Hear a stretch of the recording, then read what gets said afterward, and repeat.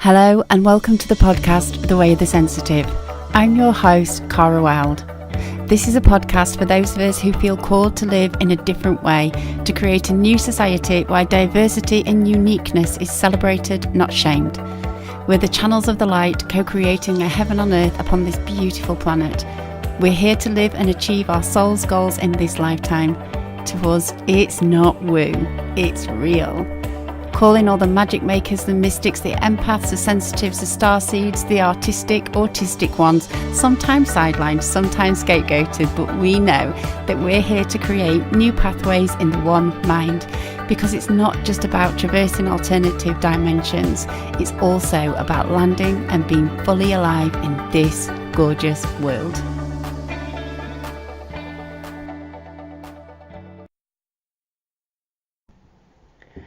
Hey sensitive souls. Okay, so today's podcast is a little bit different. It is me channeling, audio only, but it is from a trip that me and Holly, my friend Holly Worton, did when we went to Avebury. And we went on long walks. I did lots of channeling, and this channeling happened on the way to a place where I was going to connect with the star people, where the person that we were staying said it was an ideal place to connect with ETs and entities and star people who are, they're my clan. So I was off to meet them. And as we were on our way, a tree grabbed me energetically. And this is one of the things that can happen for you more and more when you open to channel. You don't just channel your own guide. You can have the choice to channel any energies that want to communicate with you. So this tree wanted to give me a message, and also, this is not just a message for me, so I'm sharing it. And there's a few things that I'd like you to pay attention to. Not only the message, which I'll speak about more in a moment, but also how easy it is to slip in and out of channeling. Once you trust the process, you stop questioning whether you're making it up or not. You can come in and out, and you can hear that in the conversation between me and Holly when I'm just like, have I run out of time? She was trying to record it on her phone, and there's wind in the background, it's live.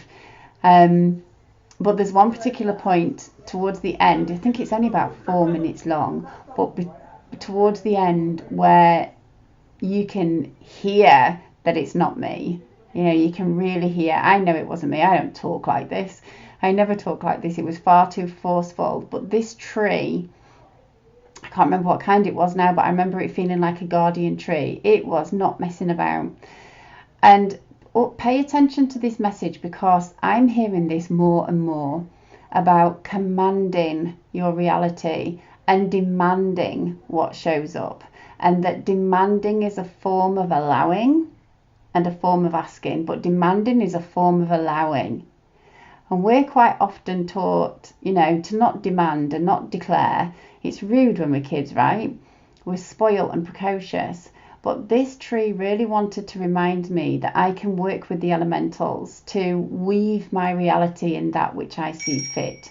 And a reminder that my work is ethical, with the right intention. And I think, you can, my personal opinion is that you can only really do this kind of work where you start to command the reality when you are stood in light. And as I'm saying that now, I'm questioning it. I'd love to hear your thoughts on that, actually, because I have worked with witches before. I'm not too sure about their integrity, but they managed to weave a reality that worked for them. So, we're all about being channels of the light over at Soul Link, aren't we? And on the Way the Sensitive. But it is about declaring and demanding that which we want to create in physical reality. That is where our power is. And that's definitely what this tree was speaking to. And, Earth's been around a lot longer than I have. So it's her wisdom I want to listen to. However she shows up in the name of the goddess, that's who I pay attention to. So have a listen, see what you think, see if it resonates. Let me know over in the Way the Sensitive Facebook group, or even, comments on the blog. I'd love to know what you think about what I feel is an old new message that's coming along, that's like, it doesn't ignore the law of attraction, and it's not quite beyond the law of attraction, but there's I'm leaning into, is this the next wave of collective teachings, of owning our power as light workers? Yeah, would love your thoughts. As always, enjoy the podcast and see you on the other side. I need my headphones. I think it's good. Yeah, recording. Okay. You are woman, you are wise, you are teacher. Help me get back in tune with it. Be who you are. Do not play small. Wise up. Be a force for good in this world. Stand your ground. Stand your truth. Stand in your power.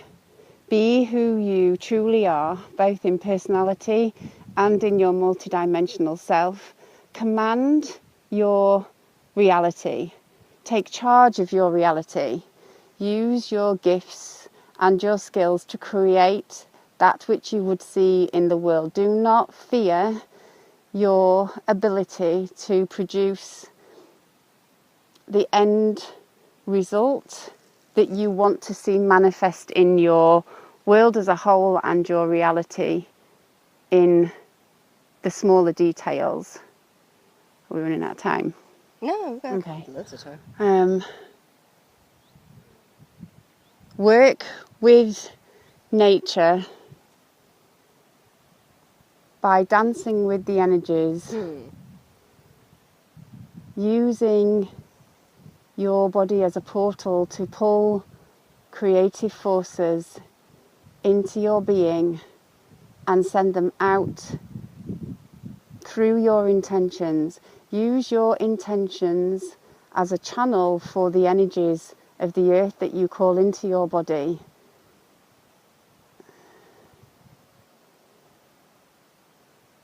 And set your wisdom into reality by defining your expectations. I don't know what do you mean by define your wisdom? Use your authority, God. Sorry.